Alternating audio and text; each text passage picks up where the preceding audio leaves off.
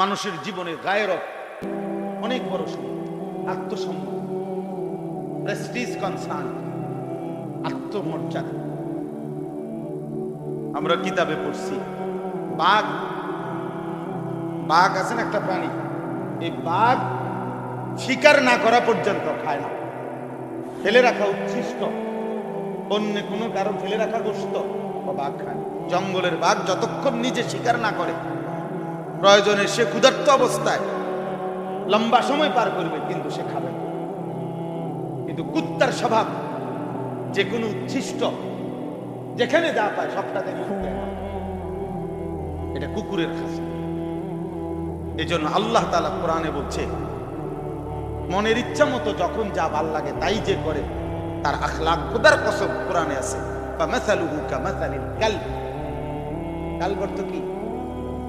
তার উদাহরণ কুকুরের। ওই চরিত্র কুত্তার চরিত্র, যার নিজস্ব কোনো স্বাতন্ত্রতা নেই, নিজস্ব কোনো ব্যক্তিত্ব, নিজস্ব কোনো উসওয়া, আদর্শ, মডেল যার কাছে নেই।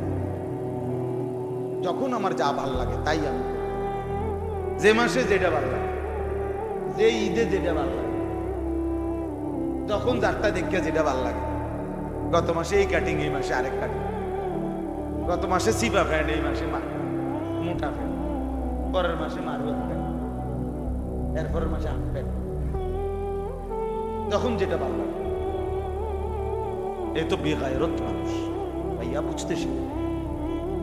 প্রিয় ভাই, নিজেকে কমপক্ষে নিজেরে ছোট করো না, নিজের আত্মসম্মান, আত্মমর্যাদা, বাঘের মতো হও, কুকুরের মতো, সিংহের মতো হও, কুকুরের মতো। এই